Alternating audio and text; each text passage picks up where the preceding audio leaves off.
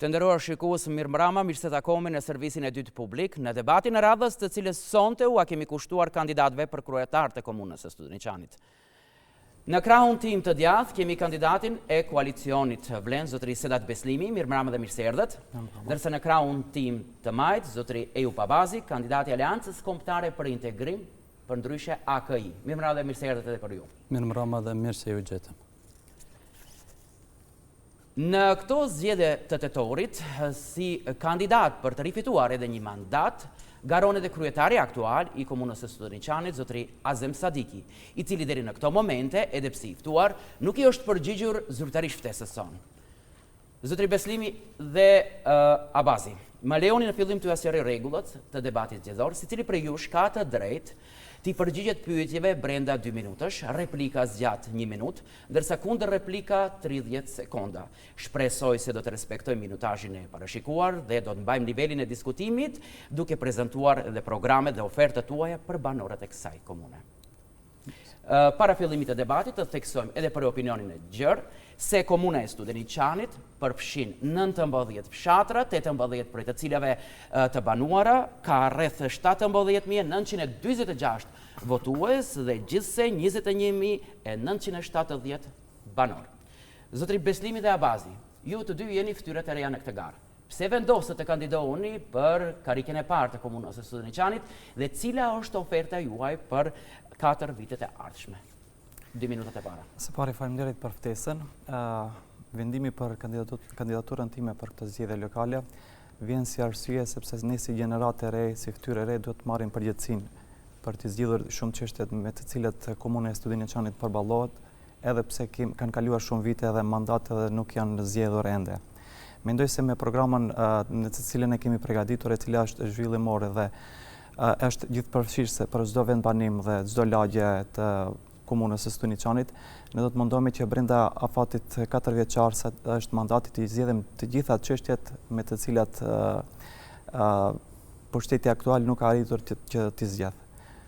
Këto projekte të cilët i kemi përgatitur përfshin shumë sfera të ndryshme, duke shfilluar nga sfera e infrastrukturës, arsimit, sportit, kulturës, ekologjisë, ekonomisë dhe çështje tjera me të cilat duhet të punohet që komuna e Studeniçanit definitivisht të marrë vëmendjen e duhur dhe të investohet për një komunë më të mirë. Ju kam vetur 10 sekonda, do të shfrytëzoni apo të japim fjalën Abazit? Mund të vazhdo. Zotëri Abazi, e njëjta pyetje për ju. Po, fillimisht dua t'ju falenderoj për ftesën që na bërët dhe për mundësinë që na jepni që ne këtu t'i shprehim mendimet tona, vizionin ton për komunën e Studeniçanit, sa i takon qëllimit apo motivit se pse jemi kandiduar edhe në këtë zgjedhje. Unë do kisha theksuar se ka shumë arsye dhe shumë motive për çka jemi kandiduar, mirë po vetëm disa do t'i përmendi.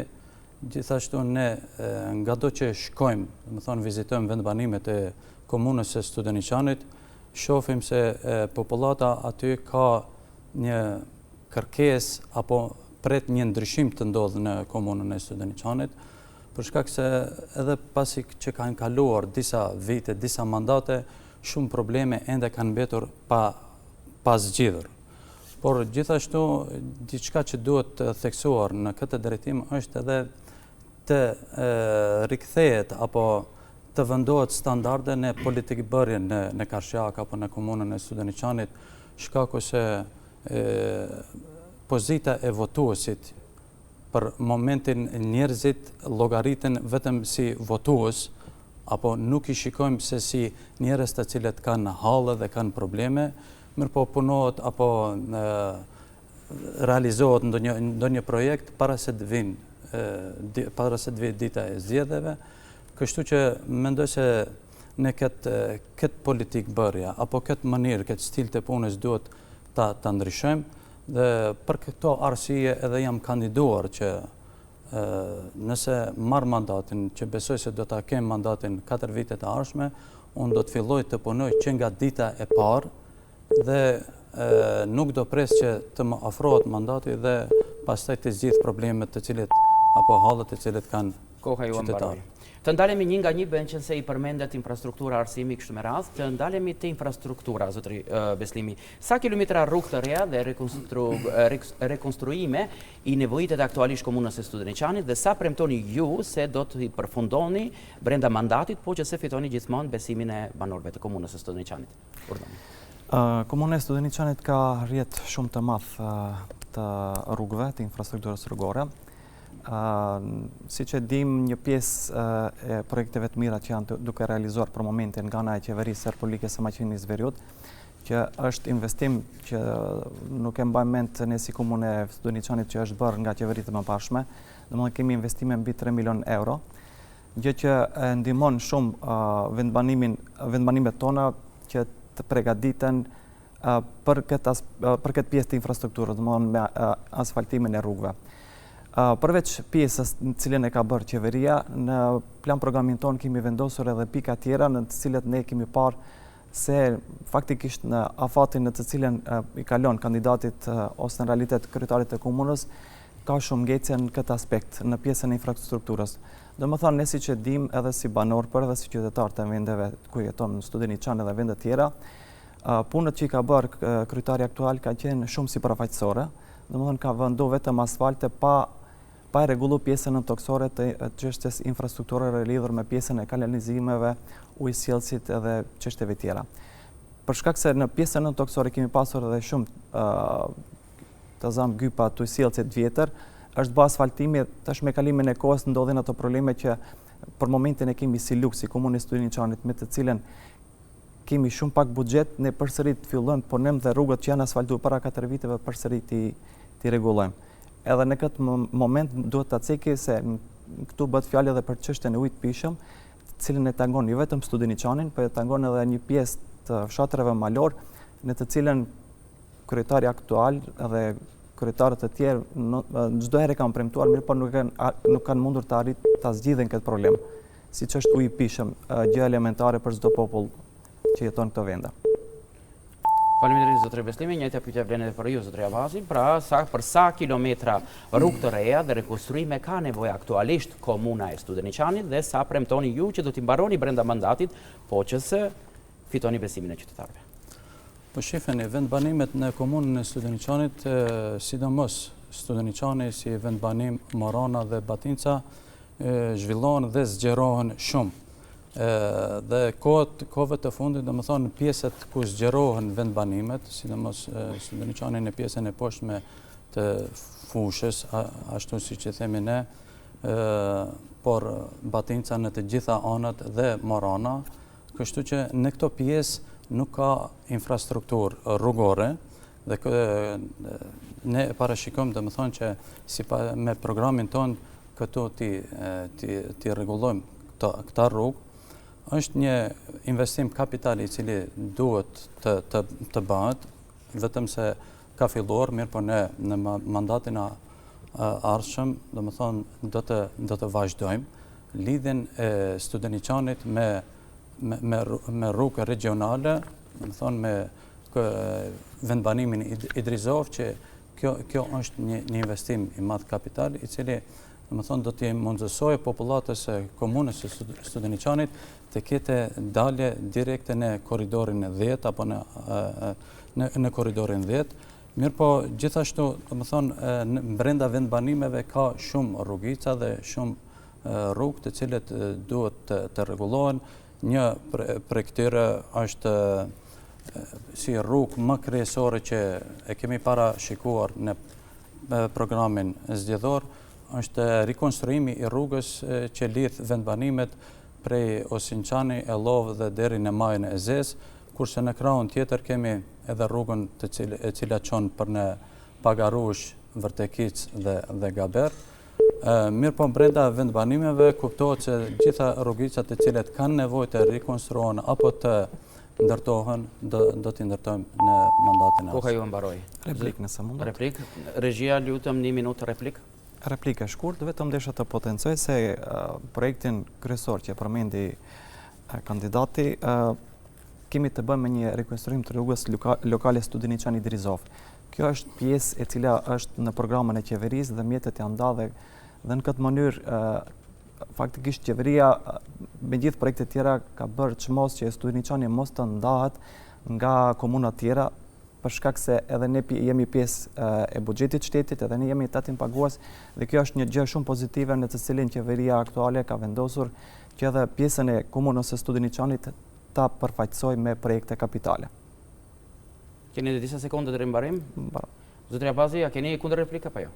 Po, Edhe pse kjo ishte më shumë si aspekt shtesë të kandidatit, po ordnoni.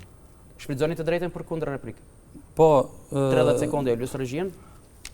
Në rregull, do të thotë se jo për herë të parë qeveria ndihmon komunat edhe në përbërjet e kaluara, qeveritë e kaluara, çdo herë kanë ndihmuar, çdo herë i kanë subvencionuar apo çdo herë i kanë mbështetur me financa komunat në një mënyrë apo në mënyrë tjetër. Do të thotë kjo nuk është një praktikë e parë që ndodh me komunë. Faleminderit shumë. Pak më parë, jo, zotëri Beslimi nuk jeni të drejtë pasi e përfundoni replikën. Zotëri Beslimi pak më parë përmendet projektin e Usjellësit, nëse nuk jam gabim. Kur jemi duke biseduar për projektin e Usjellësit, më intereson në atë në Sallakov, Ujin e Kuq, Koliçan, Vërtekic, nëse nuk jam gabim. Deri ku është, cili është premtimi juaj për përfundimin e tij të tërësishëm? 2 minutat e juve.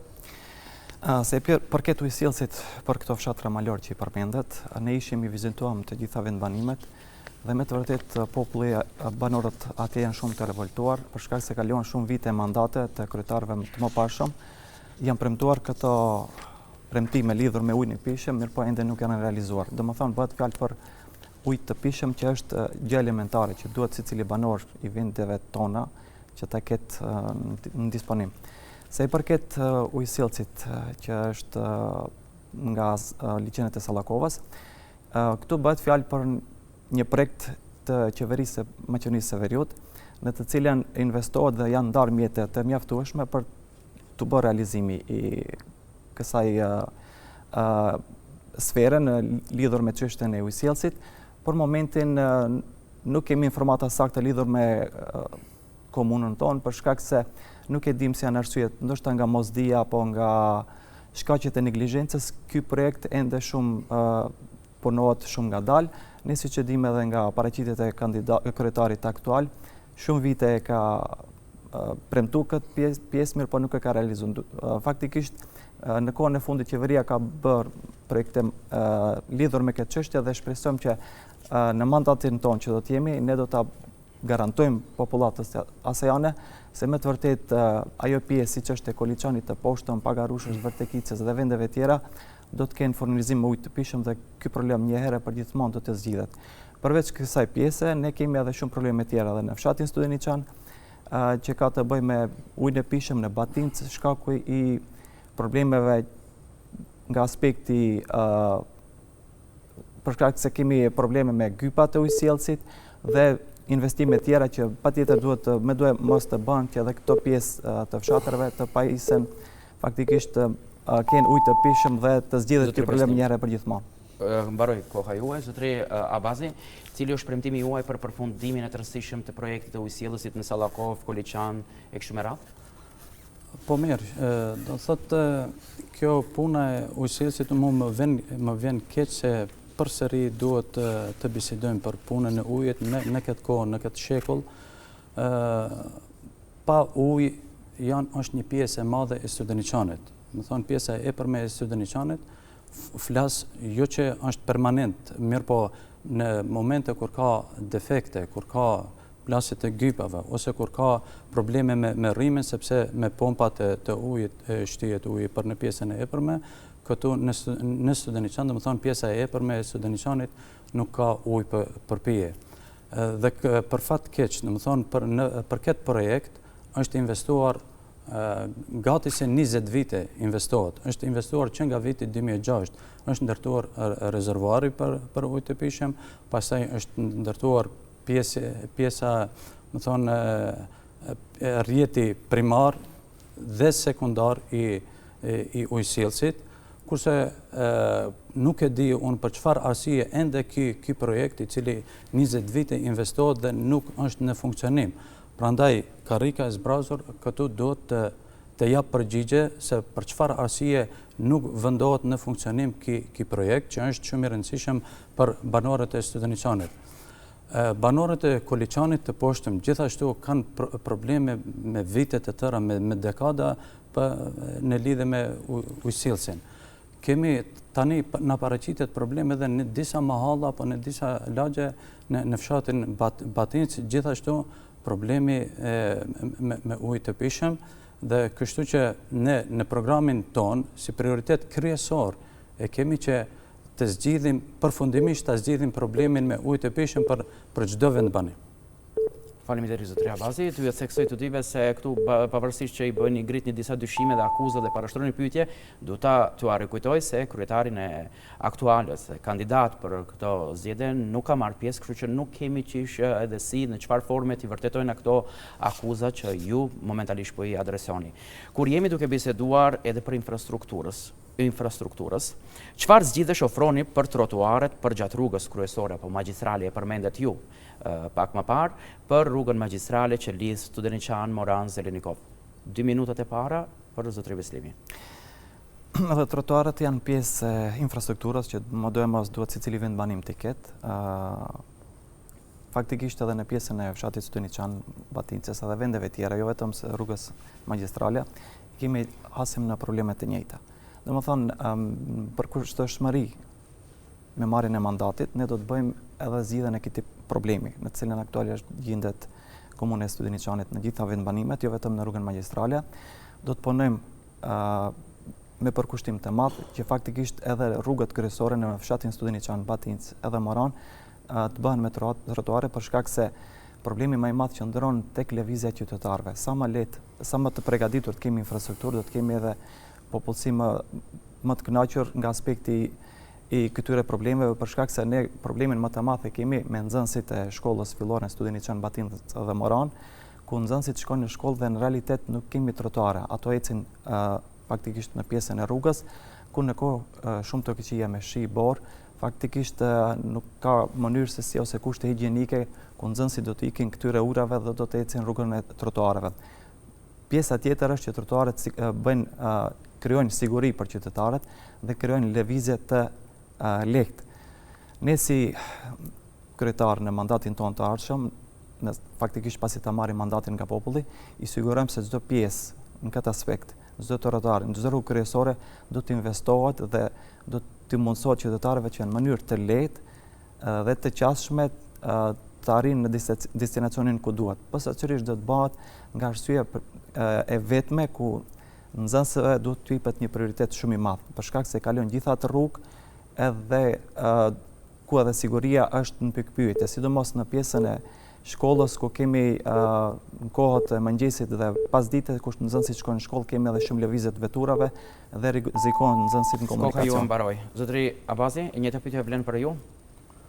Nëse mundet pak më para, nuk pata unë ndonjë akuzë për kryetarin aktual që është, por vetëm se deshta të them se edhe aja ka për obligim të jep përgjigje qytetarëve në këtë aspekt e thash atë se në rregull, veç për opinionin e gjerë do të sqarojmë këtë pjesë. Do të përgjigjet. Pyetja radhësh është çfarë zgjidhje ofroni për trotuaret për gjatë rrugës kryesore magjistrale, kuptohet më Studeniçan, Moran, Zelenikov. Kuptohet, domethënë te pjesa e poshtme e Studeniçanit ku lidhet me Draçevën, pastaj në anën tjetër me Zelenikovën.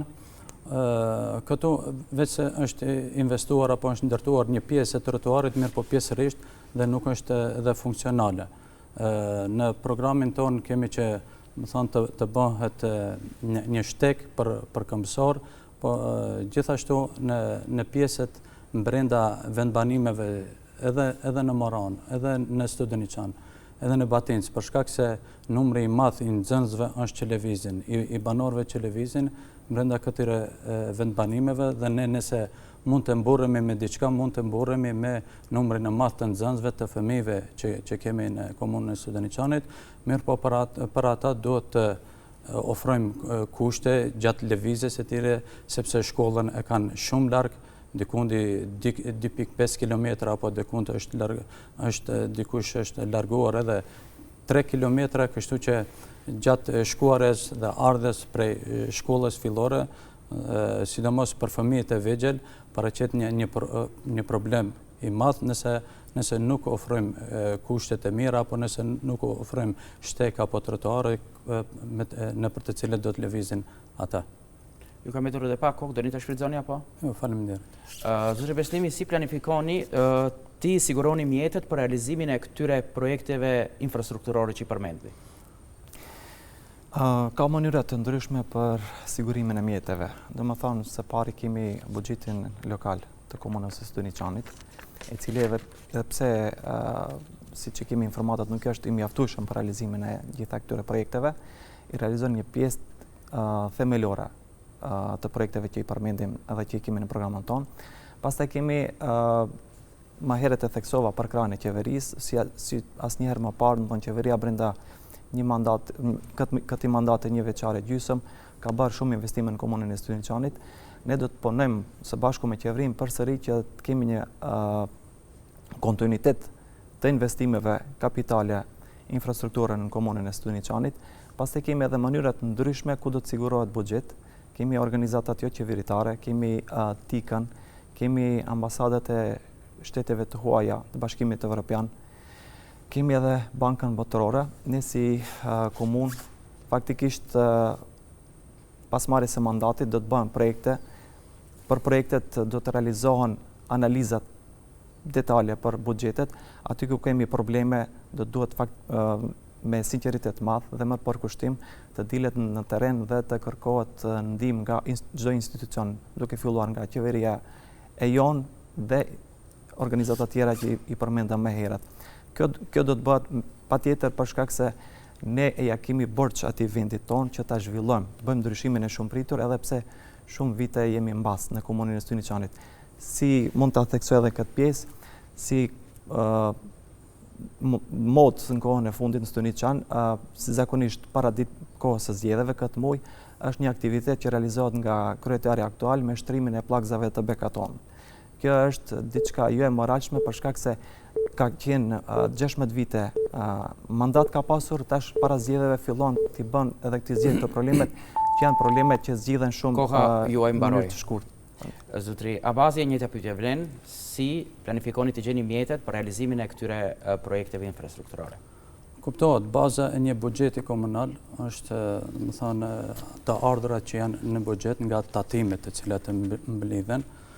Unë e kam në programin tim që t'i zvogëloj tatimet, për shkak se që të shtohen të ardhurat në buxhet me zvogëlimin e tatimeve, se për momentin janë të larta taksat komunale, apo tatimi është i lartë, mirë po nuk grumbullohet sa duhet. Mirë po unë mendoj, domethënë, se me zvogëlimin e lartësisë së tatimit, qytetarët do jepet mundësia që ata të paguajnë sa më shumë, dhe kështu që do grumbullohen mjetet sa më shumë, edhe buxheti komunal do kemi mundësi që nëpërmjet buxhetit komunal edhe të mbulojmë këto investimet e cilat i parashikojmë në programin tonë. Kuptohet se bashkëpunimi nuk duhet të ndërpritet asnjëherë, edhe me pushtetin qendror, pa marrë parasysh se kush është cilit tabor i takon pushteti qendror. Bashkëpunimi duhet të jetë me komuna dhe qeveria, duhet të vazhdoj. Mirë po ka edhe shumë organizata të cilat i theksoj edhe kundër kandidati im, me të cilat duhet të vazhdoj bashkëpunimi dhe të sigurohen mjete. Ata janë edhe organizatat të ndryshme, po janë edhe ambasadet e huaja, janë edhe shtetet përreth, shtetet në rajon, me të cilat një bashkëpunim i mirë, apo komunat të cilat janë edhe me shtetin e Turqisë, me të cilat mund të krijojmë një bashkëpunim të mirë dhe të sigurojmë mjete edhe nga vendet tjera për t'i mbuluar këto harxhima apo këto investimet të cilat do të bëhen në infrastrukturë. Faleminderit shumë. Pak më parë u përmend arsimi nga ju të dy. Abazi përmendi se Komuna e Studeniçanit, pak më parë përmendi se duhet të mburret me numrin e madh të nxënësve. Meqenëse është kështu puna, për vite me radhë Studeniçani, nëse nuk jam gabim, nuk ka pasur as shkollë të mesme, as qerdhe. Nevojë padyshim që ka, mirë, po çfarë sugjeroni ju, çfarë planifikoni ju ta zgjidhni këtë mungesë? Beslimi, 2 minutat e radhës. Në teritorin e komunës së Studeniçanit kemi afër 3800 nxënës që vijojnë mësimin në shkollën fillore. Duhet të përmendje edhe 2 projekte shumadhore në cilën i ka bë qeveria aktuale.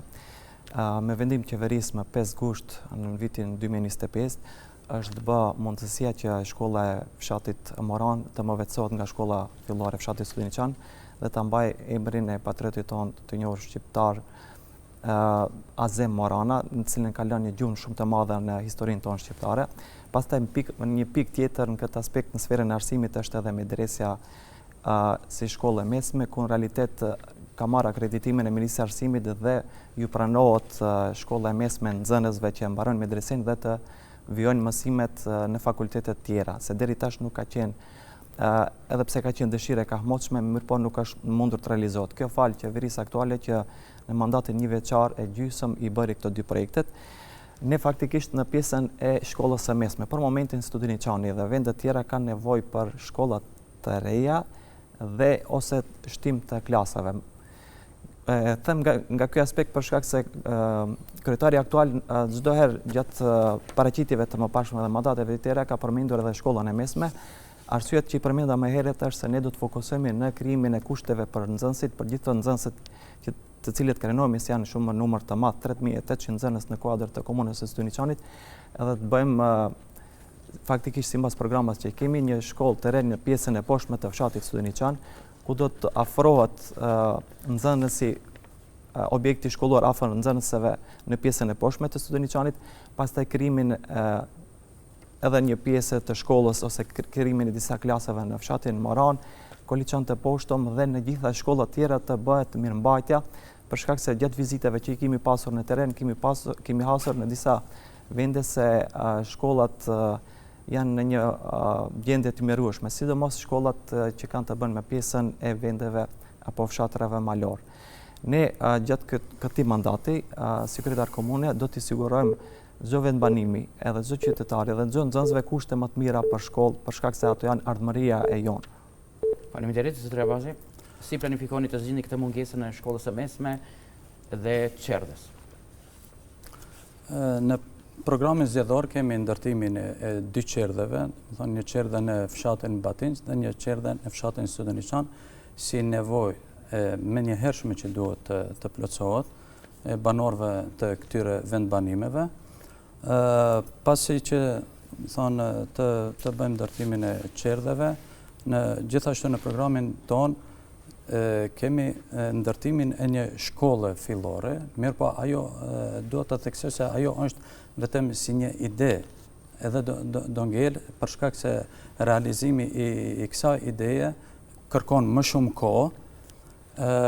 Mirë po për ta mbuluar, domethënë problemin që ka Studeniçani si vendbanim, domethënë ajo që theksojmë gjithmonë se largësia deri te shkolla fillore, sepse ka ngel shkolla fillore në majën e Studeniçanit, domethënë në pikën më të lartë të Studeniçanit, dhe kështu që njerëzit janë shpërngul në pjesën e poshtme dhe e kanë shumë problem nxënësit që të shkojnë deri te shkolla. Ne për këtë kemi parapa që të bëjmë organizimin e transportit të nxënësve. Do të fillojmë me Studeniçanin, mirë po si pilot projekt, pastaj nëse do ketë mundësi, do ta zgjerojmë edhe në Moran edhe në Batinj. Gjithashtu ka nevojë, të intervenohet edhe në ndërtimin e klasave, duke filluar prej shkollës fillore në fshatin Moran, në Studeniçan, gjithashtu edhe në Koliçan të poshtëm, pasi që ajo salla e sportit është adaptuar apo është riorientuar për... Koha jo e mbaroj, zotëri Abazi. Urdhoni? Nëse mundet minuta shtesë, nuk arritëm brenda 2 minutave ti për... Doni edhe 1 minutë shtesë? Po, 1 minutë shtesë. Edhe 1 minutë shtesë, edhe për të 2 kandidatët kanë 1 minutë. Urdhoni. Nuk arrita të sqaroj që në plan programin ton kemi pika lidhur me hapjen e qerdheve dhe sallave sportive apo fushave multifunksionale sportive. Sipas statistikave të vitit 2021 në komunën e Syniçanit kemi gjithsej 2600 fëmijë për qerdhe. Kjo është një tragjedi që në komunën e Syniçanit për krah këtij numrit të madh të fëmijëve që mund të e kanë të drejtën të shkojnë në qerdhe, në komunën e Syniçanit nuk kemi qerdhe. Domethënë nga kryetari aktuale dhe mandatarët tjerë që kemi pasur në komunën e Syniçanit çdo herë është premtuar mirëpo nuk është bërë. Ne jemi në rrjedha me Ministrinë e Punës dhe Politikës Sociale dhe kemi përkrahje të madhe që gjatë mandatit ton këtë çështje do të zgjidhim në fshatin Syniçan, Batincë dhe Moran. Gjithashtu në projektin programin ton kemi edhe hapjen e sallave sportive dhe fushave sportive në Moran, fshatin Moran, Batincë dhe Koliçan të poshtëm, ku faktikisht do të mundësohet nxënësve kushte më të mira në aspektin e sportit. Ju mbaroj, zotëria Abazi, edhe 1 minutë shtesë, pasi që e dashit e zotëri Beslimit, ka 1 minutë shtesë? Po, ati ku e dash, se domethënë adaptimi i sallës në shkollën fillore Mustafa Kemal Ataturk në fshatin Koliçani i poshtëm në mësonjtore. Për momentin 2 klasa ati i përdorin si sallë, mirë po, domethënë atë sallë ne do ta riadaptojmë për mësonjtore, kurse në plan kemi ndërtimin e një sallë të re në fshatin një sallë sportive në fshatin Koliçan të poshtëm, kurse sa i takon çështjes së arsimit është pika më kryesore e programës zgjedhore dhe për 4 vite të ardhshme ne mendojmë që cilësinë e arsimit duhet të arrisim në nivelin më të lartë, duke filluar këtu edhe prej furnizimi me tabela të mençura në klasat e shkollave fillore në gjithë komunën e Syniçanit. Faleminderit shumë, koha ju e mbaroj. Derisa ju përmendni sallat sportive, unë kam një pyetje konkrete, pasi që përmend këtu transportin e nxënësve. Pasi që kemi rreth 3800 nxënës, më tregoni se si planifikoni të zgjidhni problemin me transportin e nxënësve të lagjes Moran, ku autobusi në QP-s shpesh brenda vitit shkollor mungon dhe fëmijët ecin në këmbë deri te shkolla AZ Moran, të cilën ju e përmendit. Urdhoni. Ka 2 probleme lidhur me çështjen e transportit të nxënësve. Problemi i parë është mos qarkullimi i rregullt i autobuseve të ndërmarrjes publike të Shkupit që bën transportin e udhëtarëve, jo vetëm të nxënësve. Kemi problemin e madh në fshatin Cvetov, ku vetëm se ka kaluar gati se 1 vit që nuk qarkullon atje dhe kemi shumë probleme ku nxënësit ankohen dhe nuk kanë mundësi që të vijojnë shkollimin ose kanë faktikisht familjet obligim që t'i bartin nxënësit e vetëve t'i dërgojnë në shkollat të mesme. Pjesa tjetër ka të bëjë edhe me çështjen e udhëtimit të nxënësve brenda fshatrave.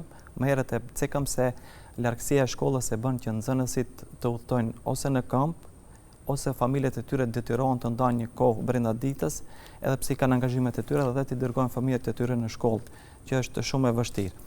Ne si komunë, pasi ta marrim mandatin, në afat shumë të shkurtër do të bëjmë organizimin e transportit në këto fshatra, sidomos në fshatin Syniçan, Moran dhe Batincë, ku do të organizojmë transporte në 2 ndryme në mëngjes dhe pas dite kur fillon ndrymi i ditë, që nxënësit nëpërmjet këtyre organizimeve ta kenë qasje më të lehtë deri te shkollat ku i kemi në fshatrat tonë. Kjo edhe për arsye jo vetëm se largësia, por edhe e dim që nxënësit kanë materiale mësimore që janë shumë të rënda dhe nga aspekti i moshës që e kanë, është një problem shumë i madh që mund të kemi dëmtime trupore fizike të nxënësit dhe kjo mund të jetë një pasojë shumë e madhe. Ne ja kemi borxh faktikisht e kësaj pjese, por kushtojmë edhe më tepër të punojmë dhe popullatës ju asigurojmë që këto probleme në afat sa më të shkurtër ne si komunë, pasi të marrim mandatin nga populli, do të zgjedhim këtë çështje edhe një herë për gjithmonë, edhe pse shumë herë është folur nga mandatarët e mëparshëm, kjo çështje nuk është zgjidhur, domethënë në kohën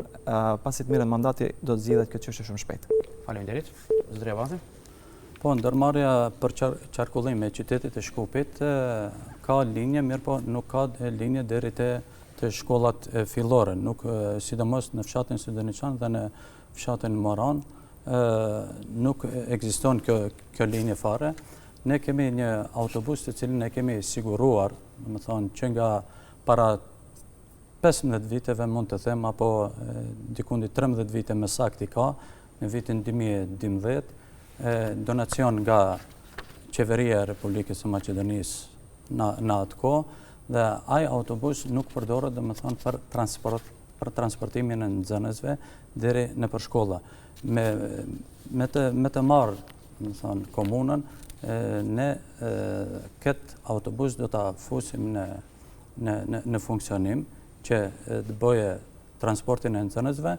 Mirë po, gjithashtu do të bëhet organizimi edhe me mjetet tjera, aq sa ka mundësi komuna, në bashkëpunim gjithmonë me qytetarët, pasi që për momentin edhe qytetarët vetëm se bëjnë angazhim apo angazhojnë dikun tjetër që nxënësit e tjerë, fëmijët e tjerë t'i çojnë deri te shkolla, pasi që ata e kanë këtë vullnet dhe këtë dëshirë, shumë lehtë është që të organizohet në bashkëpunim me ata dhe të gjendet ndonjë zgjidhje për ta siguruar transportin e nxënësve. Mendoj se nuk është ndonjë problem, mirë po në mungesë të vullnetit, në mungesë të organizimit edhe të shkollës, edhe të komunës, bashkërisht me prindit, ky problem ende vazhdon të ekzistojë, sidomos në Studeniçan. Mirë po, do të theksuar se kjo është edhe në vendbanimet tjera. Faleminderit shumë. Zotëri Beslimi, a e keni në program mësimin gjithëditor për nxënësit e komunës suaj, si planifikoni ta zgjidhni këtë gjë? Në plan programin faktikisht si kandidat që e kemi të parashikuar me zgjidhen ose hapjen e një pjese të shkollës në pjesën e poshtme të fshatit Studeniçan, në shkollën qendrore lart që është mbi fshatin Studeniçan do të lirohen klasa. Faktikisht kjo mënyrë, pasi të bëhet kjo shkolla e re, lirimi i klasave do të shfrytëzohet për mësim tërditor. Faktikisht ne do të përgatitemi, do të bëjmë plan programe dhe projekte që ky projekt jetë i suksesshëm, duke angazhuar edhe faktikisht edhe mësimdhënës, për shkak se mësimi tërditor kërkon angazhim edhe të mësimdhënësve, për shkak se ky projekt është në dy ndrime, faktikisht gjithë ditën, dhe në realitet ne do të bëjmë realizimin e kësaj çështje. Pasi të mbarëm me fshatin Studeniçan, këto projekte pozitive që do të sillen Studeniçan, ne do të mundohemi që t'i vazhdojmë edhe në fshatin Batinc dhe Moran, për shkak se edhe atje kemi një numër të madh të konsiderueshëm të nxënësve, gjë për të cilën e kemi obligim ne si komunë që edhe atyre të ofrohen këto të mira, për shkak se fundit edhe ato e kanë të drejtën e realizimit të kësaj kërkese, sepse vetë popullata, vetë banorët, vetë prindërit e tyre janë taksa pagues të nivelit të buxhetit qendror dhe lokal dhe e kemi si obligim që t'ua bëjmë edhe atyre këtë shërbim. Besoj që në afat shumë të shkurtër, me marrjen e mandatit, pas vitit të parë, gjithsesi vitit të parë të funksionimit në komunë, ne do të bëjmë përpjekjet e para dhe realizimin e projekteve së pari, pastaj realizimin edhe në praktik. Mendoj që në afat shkurt këto probleme do të zgjidhen dhe do të jetë një projekt shumë i suksesshëm që edhe qytetarët e fshatit Studeniçan dhe vendeve tjera do të jenë të kënaqur me këto veprime që do t'i ndërmarrim dhe do t'i realizojmë si kryetar komuna. Faleminderit Beslimi. Zotëri Abazi, a e keni në program mësimin tërditor për nxënësit e komunës suaj? Kuptohet se mësimi tërditor është në programin tonë, mirë po si prioritet për momentin nuk është, pasi që duhet të zgjidhen disa probleme, ashtu si që përmendëm në fillim se duhet të zgjidhet problemi me qerdhet, pastaj ndërtimin e klasave ne ende kemi problem, domethënë në për shkollat fillore ku numri i madh i nxënësve bën që ata të mësojnë në mësojtore të jenë me mbi 30 nxënës, kështu që pasi që domethënë këto probleme të rregullohen, nëse do të lirohen pak shkollat nga ky numër i madh i nxënësve, atëherë do të kalojmë edhe në fazën e mësimit tërditor, mirë pa ajo do ngele për në të ardhmen. Faleminderit, meqenëse nuk dëshironi të shfrytëzoni edhe një minutë, atëherë të ndalemi pak te ekologjinë. Si planifikoni, si do t'i menaxhoni deponitë të themi, a planifikoni sistem të qëndrueshëm për riciklim dhe për selektimin e mbeturinave? Çështja e deponive të egra është një çështje, ose ekologjisë në përgjithësi është një çështje që tangon shumë komunën e Studeniçanit. Ne kemi në vendbanimet tona shumë deponi të egra që mendoj se duhet një përkushtim shumë i madh pas marrjes së mandatit, fillon punojmë që këto deponi të egra faktikisht ne duhet të evitojmë dhe të mos t'i lam ashtu për shkak se e ndotin edhe ajrin edhe imazhin e komunës dhe vendeve tona që graviton atje. Pjesë shumë e madhe ose problem shumë serioz në komunën e Studeniçanit është problemi me ndërmarrjen që mbledh grumbullon mbeturinat nga qyteti i Shkupit, e cila është Drislla. Domethënë kjo është në vendbanimin Batinc, me të vërtetë sjell shumë probleme të mëdha për shkak se nuk përdor mjete modernizuese për reciklim dhe në këtë mënyrë kemi shumë dojtje të ajrit në fshatin Batinc, po gjithsesi edhe në territorin e komunës së Studeniçanit. Bashkëpunim me qeverinë lokale të ardhshme, ne do të bëjmë çmos që të kërkojmë investime në modernizim të infrastrukturës së deponisë Drislla që të bëhet riciklimi dhe të minimizohet në maksimum ndotja e ambientit jetësor. Pastaj ne do të mundohemi që në mënyra tjera, faktikisht si komunë, të bëjmë pastrimin e lumenjve që mos në ndodhin rastet që i patëm para disa viteve në fshatin Batinc. Kemi edhe rastet të ndryshme ku është një problem shumë i madh dhe serioz me ujrat fekal që kalojnë nëpër fushën e fshatit Studeniçan. Domethënë si vjet patëm dëme shumë të mëdha, domethënë afër 5 deri 6 hektar tokë bujqësore në fshatin Studeniçan ishte mbuluar me pjesë faktikisht nga shtrati i këtij lumit që vjen nga fshati Draçev e që është me kanalizime. Ne faktikisht i sigurojmë popullatës se pas marrjes së mandatit gjitha këto probleme do t'i evitojmë. Ta respektojmë minutazhin, zotëria Abazi. Ambientin jetësor fillimisht thonë do ta mbrojmë duke ndërtuar rrjetet e kanalizimit. Për shkak se rrjeti i kanalizimit është një nga ndotësit më të mëdhenj të ambientit jetësor. Pastaj kemi disa paroj të them në Studeniçan, Moran dhe në Batinc, të cilët kalojnë nëpërmes vendbanimit dhe kështu që ka nevojë të imediate që të ndërtohen shtretërit e këtyre përrinjve, sidomos në Studeniçan ku domethënë nga qendra kalon përroj me risnin që i quajmë.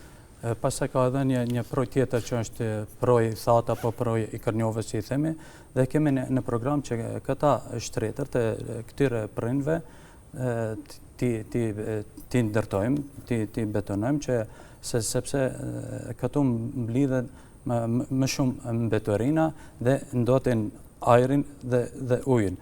Kurse në fshatin Batinc, atje është lumi i Markut që i themi ne, dhe është me një gjerësi shumë të madhe, mirëpo edhe aty duhet të intervenohet edhe pse kërkon mjete më shumë aty të intervenohet. Ne do të fillojmë me ndërtimin e shtratit të këtij lumi nga lagja Dreshnic aty, sepse vitin e kaluar apo domethënë një periudhë para disa kohë kishte aty vërshima të mëdha, gati se nuk ishte edhe jetra të humbura, më thonë që paraqet një rrezik të madh në fshatin Batinc, kurse gjithashtu në programin ton kemi ndërtimin e stacioneve për pastrimin e ujrave të zeza, për shkak se edhe këto kanalizimit që i themi për Batinc, Moran dhe Studeniçan, këta ndotin ajrin dhe ndotin edhe fushën. Përderisa edhe ushtere pyetja e radhës sa i përket pastrimin e lumenjve, i përmendet pak a shumë se si do t'i menaxhoni deponit dhe do t'i pastroni të themi shtretet e lumenjve, do kishte dashur të kalojmë te zhvillimi ekonomik i komunës. Ekonomia është edhe një tjetër sfidë të themi. Si planifikoni ta zgjidhni të zhvilloni ekonominë lokale në komunën e Studeniçanit?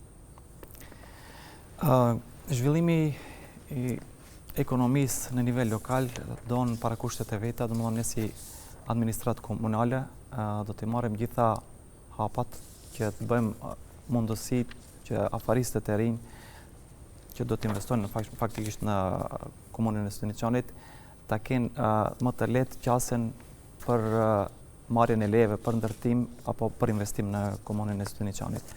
Faktikisht ne do të kemi edhe një strategji ku do të mundohemi që gjithë personat që gravitojnë nga komuna e Studeniçanit dhe janë në margim gjithë ata me kapitalin e tyre të kthehen në fshatin Studeniçan, Moran, Batinc dhe vende tjera që kemi në komunën e Studeniçanit dhe të bëjnë investime që faktikisht do ta kthejnë atë dinjitetin të themi edhe ekonomik dhe Studeniçani si komunë të zhvillohet dhe të përmirësohet në gjitha sferat dhe në gjitha kushtet. Ne do të mundohemi në maksimum që të kemi një qasje të shërbimeve komunale në përgjithësi dhe do të bëjmë faktikisht lehtësime në mënyra të ndryshme që si investitor të rinj ato të vinë dhe të investojmë. Do të bëjmë faktikisht edhe krijimin e planeve urbanistike për zonë industriale në komunën e Studeniçanit që në mënyrë të lehtë dhe të qasshme do ta kenë investitorët e jashtëm vendin ku do të investojnë, mënyrat parakushtet ku do të investohet dhe mënyrën se si do të investohet që pastaj ato të zhvillojnë veprimtarinë e tyre. Kjo do të mundësoj që faktikisht me investimet prej jashtë do të krijon vende të reja të punës dhe faktikisht do të kemi edhe punësime nga vetë banorët lokal të cilët gjenden në komunën e Studeniçanit, përkatësisht nga këto fshatrat kryesor ku mundet të investohet, siç është Morana, Studeniçani dhe Batinca. Faleminderit. Zotëria Avazi. Ashtu si që përmenda edhe në fillim se ndërtimi i rrugës që lidhen Studeniçanin me Idrizovën apo që pastaj që lidhet edhe me korridorin e 10 është një mundësi e mirë që të formohet një zonë industriale dhe këtu të investohet qoftë nga investitorë të brendshëm, po ashtu edhe nga investitorë të jashtëm dhe kjo do të jetë një input për zhvillimin ekonomik lokal. Pasi që këtu do të jepet mundësia që edhe të hapen vendet të reja të punës. Kuptohet se komuna në kompetencat e veta ka vetëm se ndërtimin e infrastrukturës dhe ne do të mundohemi që për investitorët infrastrukturën ta rregullojmë që për ata të jetë sa më lehtë të investojnë në komunën e Studeniçanit. Gjithashtu edhe procedurat për marrjen e lejeve të cilat janë në kompetencë të komunës, ata do të thjeshtohen, mirëpo gjithashtu dua të theksoj se ata do të bëhen edhe një platformë digjitale ku apo në mënyrë elektronike do të mund investitorët, qofshin ata të vendit, qofshin ata të jashtëm, të mund edhe, domethënë nëpërmjet formës elektronike ata ti sigurojnë edhe dokumentet të cilat janë të nevojshme për një investim. Flasim tani pak për turizmin malor dhe bujqësia. Çfarë mbështetje konkrete do t'ju ofrojnë bujqëve të kësaj komune, zotëri Beslimi? Kjo është njëra ndër sferat më prioritare ime për shkak se vi nga sfera ku i takoj kësaj çështje, domethënë i partë agjencionit ku atje punoj si revizor i brendshëm. Në agjencionin ku punoj unë kam mjete faktikisht të posaçme ku jepën lidhur me çështjen e bujqësisë dhe turizmit malor. Kemi programa nacionale që subvencion bujqit që aplikojnë faktikisht me prodhimtaritë e tyre. Pastaj kemi programin për zhvillim rural si program që bën investimin në sferën ku bujqit i shohin të arsyeshme mënyrat ku do të investojnë dhe kemi i partë programin që në vetë ngarthen një masë, e cila është masa e 7, që ka të bëjë me zhvillimin e turizmit malor. Në këtë sferë, edhe pse kjo është një çështje ku jam me të vërtet kam shumë njohuri në këtë sferë, do të bëhet çmos pas marrjes së mandatit që çdo banori të komunës sonë, i cili ka ide dhe vizion të qartë për zhvillimin e kësaj çështje që ka të bëjë me lidhur me investimet në turizmin malor, posaçërisht edhe pjesën e bujqësisë, për shkak se dim se një pjesë e madhe e bujqive funksionojnë në komunën e Studeniçanit, duke filluar më së shumti në fshatin Studeniçan dhe Batinc. Moran gjithsesi do të jepet një përkrahje shumë e madhe maksimale institucionale, por edhe këshilla dhe mënyra tjera se si bujqit gjithsesi investitorët në pjesën e turizmit malor të investojnë dhe të shfrytëzojnë mjete nga i partë agjencioni. Për shkak se ato mjete janë të disponueshme, mirëpo viteve të fundit kanë ngelen si të pa promovuara dhe ne këtë do të organizojmë tribuna në çdo periudhë, në çdo plan program që i partë agjencioni do të bënë promovimin e projekteve që do të realizohen, që bujqit gjithsesi investitorët të aplikojnë kohë dhe të marrin informatat e duhura që të bëjnë investime në turizmin malor. Faleminderit zotëri Beslimi, zotëri Avazi.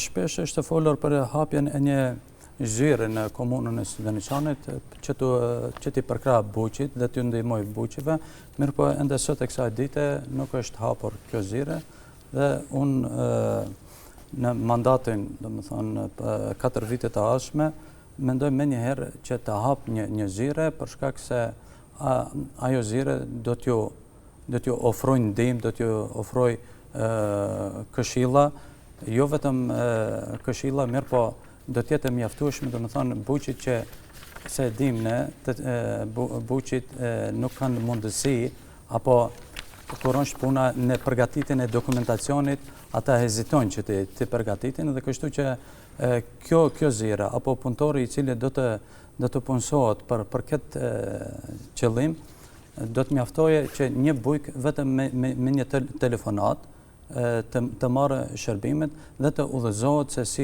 se si do të aplikoj.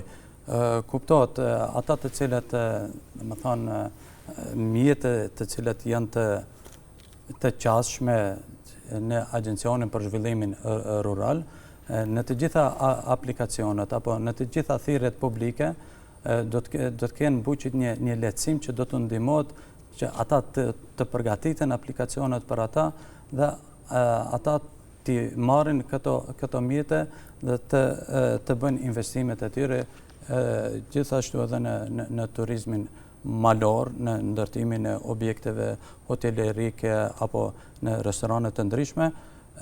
Kjo do t'jetë një mundësi e mirë që komuna do të ofrojë atyre dhe ata do të kenë mundësi që këta mjete t'i shfrytëzojnë për ta zhvilluar edhe turizmin malor. Faleminderit, zotëria Abazi. Minutë shtesë nëse mundet nuk arrita. Replikë jeni kundër zotëria Abazit? Minutë shtesë nëse mundet nuk arrita ta përfundoj gjitha. Edhe 1 minutë shtesë për zotëri Abazi. Zotëri Beslimi. Po.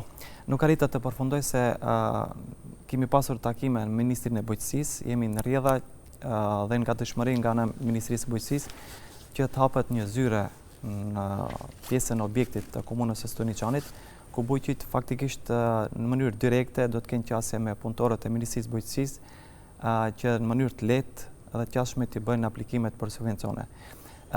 Këto i kemi garancat nga Ministria e Bujqësisë dhe momentin faktikisht pas marrimit të zgjedhjeve, pasi të mirret mandati, muajin e parë kjo zhyre do të hapet dhe do të përcaktohet dhe do të përmbushet edhe me punëtorë që do të punojnë atje dhe faktikisht do të dilet ndihmë bujqive që çdo kërkesë të tyre, çdo aplikim ta bëjnë në mënyrë të lehtë dhe në kohë të duhur që në realitet shfrytëzohet çdo projekt nga Agjencioni për përkatje financiare në bujqësi dhe zhvillim rural.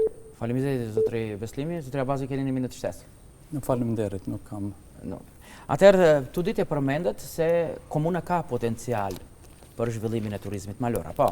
Kur jemi duke biseduar për turizmin malor, sidomos për njëherë në shkon mendja tek Kit Kaldinc.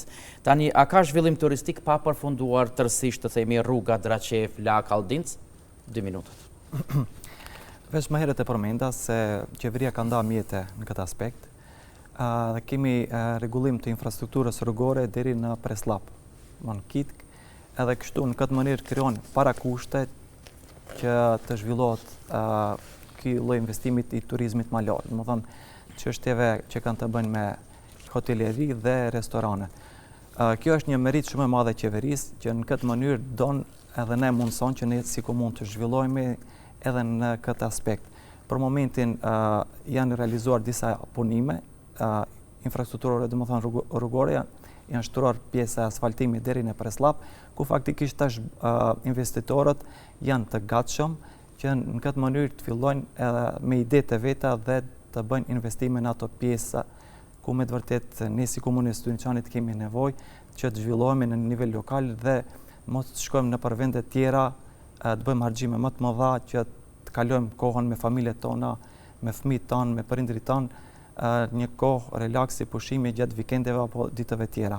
Mendoj që në një kohë të shkurt, pas marrjes së mandatit, ne do të bëjmë projekte që në farë mënyre të mbledhim investitorët në komunë dhe të japim ofertë që në atë pjesë të fillojnë investimet në mënyrë të qasshme dhe me lehtësime të dokumentacionit përkatës, gjë që për shumë investitorë është shumë kyçe për shkak se lehtësimi i kësaj përgatitje u amonson që në mënyrë të lehtë dhe të shpejtë fillojnë investimet dhe në këtë mënyrë të përmbushet kjo çështje në të cilën komuna jonë ka një ngecje shumë të madhe.